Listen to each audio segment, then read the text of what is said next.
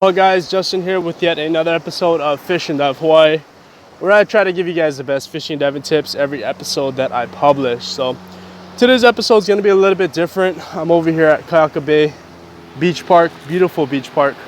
A lot of people fish over here. They say it's fished out, but I haven't really caught anything, but I don't fish here a lot just because I feel like there's better spots. But it's super convenient. It was a really nice day. Figured I'd give it a try.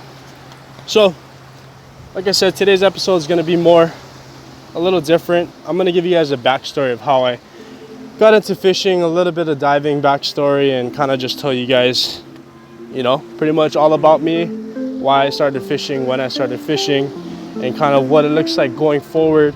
I think it would help a lot of guys who are just getting new or just getting started into fishing. So yeah, here we go.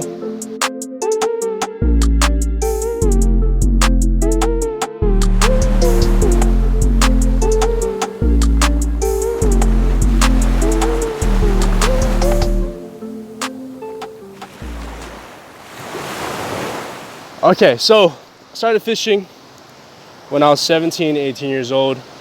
It's pretty late for most people who are born and raised in Hawaii. And like you guys probably already know, I was born and raised here on the North Shore. Went to Wailoa High School, went to Haleiwa Elementary School, grew up in Haleiwa Town. I did live in Kona for a few years, but I didn't really have anybody teach me how to fish or dive growing up. I mostly played baseball. That's my sport. I played baseball in college. But I didn't start getting into fishing or diving till I was about 17, 18 years old. And when I did start fishing, I bought an Ulua pole. It was a Tika, the Ulua Gold Series, the green one, with the Penn 4.0 Senator. My cousin wanted to go, so he told me, these are the poles you need to buy. I'll teach you how to throw your pole and everything. And that's how I got started. My cousin's a really good fisherman, by the way. He's caught a few Uluas. He knows certain spots, when to throw poles, when to not throw poles. So that's kind of how I got started into the sport. So those of you guys who are just getting started, it's really intimidating. Like, I don't know everything. I know enough for me to be able to catch fish and stuff, and that's what I want to share with you guys. But don't be intimidated about getting started into fishing. I started pretty much with zero knowledge, and it was intimidating because growing up, all my friends who grew up in the same neighborhood that I did all had their dads and stuff and their uncles teach them how to fish. And for me, I didn't really have that privilege. I mean, I was privileged enough to do other things, but fishing and diving is something I wish I would have learned at a younger age. I'd probably be at a whole nother level now, and I'm pretty comfortable at where I'm at with fishing. Diving is usually like my first choice. Like today, it's pretty dirty, the water, because it's been storming, as you guys know, but it was flat today, or semi-flat today. I could go to certain spots and shoot some 3-prong fish, but I am in a fishing tournament, so the thought of me even trying to go diving over fishing, that kind of shows you where my passion's at. But I do really love fishing. I love fighting fish. I mean, there's no other experience like it. It's definitely unique, and just when you get the strike, when you get something on the other line and it hits your bait hard, man, that adrenaline, you guys who are fishermen, you guys know what I'm talking about. But yeah, for this episode is for people that aren't too comfortable getting started into the sport of fishing. So I try to put as much videos out there to help someone like me when I was 17 years old, 18 years old, so that you guys can kind of get ahead without feeling too intimidated about fishing and trying to get into the sport. So other things about my fishing experience, I don't fish a whole lot.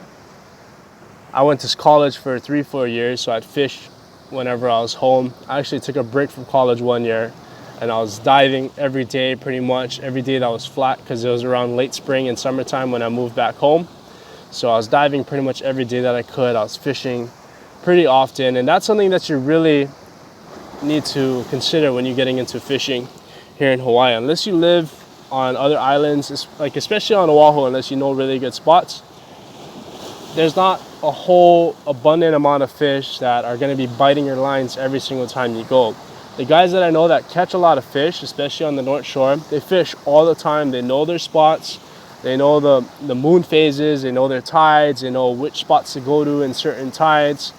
And you know, those people are really dedicated to the sport of fishing. So if you're not catching anything when you just get started, just know that it's not a common thing for you to go every single time and go fishing. It definitely takes a lot of experience, and it takes a lot of you just going out there, throwing your poles out, trying different spots. And I know guys that have been fishing pretty much their whole life and have never caught an Ulua. Personally, I've never caught an Ulua. The biggest I've caught was like a 5-6 pound papio. The biggest fish that I caught in a pole was like, yeah, it was a 5-6 pound papio.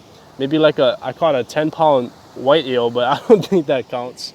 And yeah, I've caught an eel before, I've caught moi, but you know, especially now that I have a family, I don't have as much time to go fishing. So whenever I can, I pick easy spots like this where I can kind of just cruise.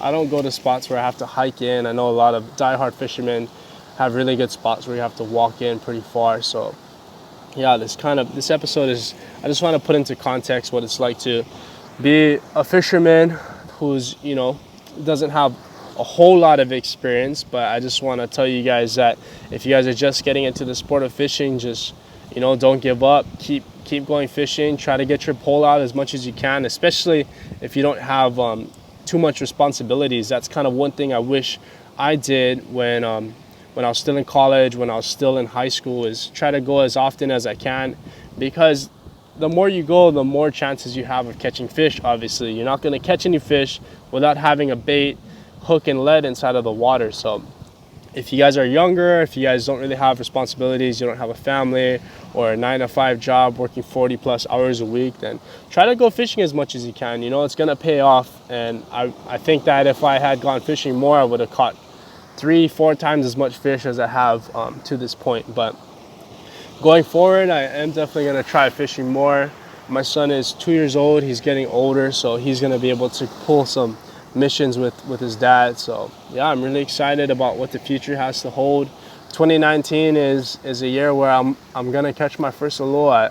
I feel like, you know, if I go enough and I tried some spots where I think I have a good chance of catching, then I'll catch one. It's not, you know, it's not rocket science. You guys, the more often you go, the more chances you are of catching.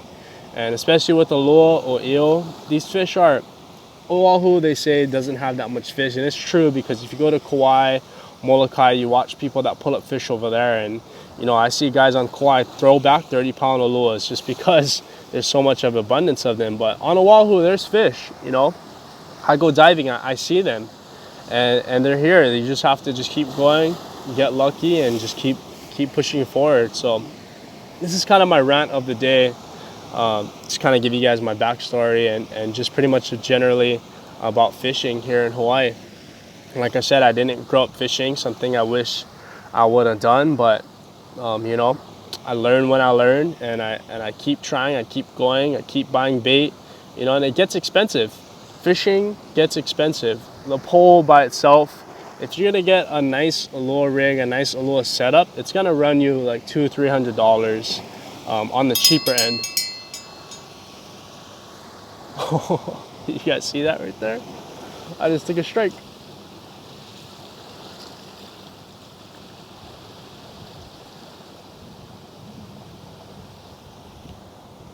See what I mean, guys?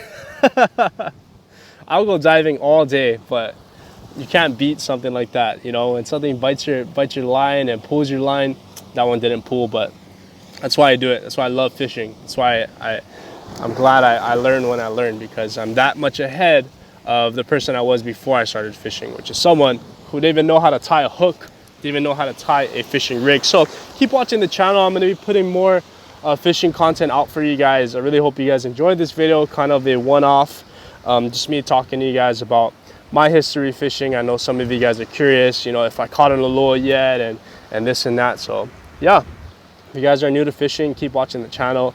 I'm going to be posting more videos for you guys, and I hope you guys all have a good day.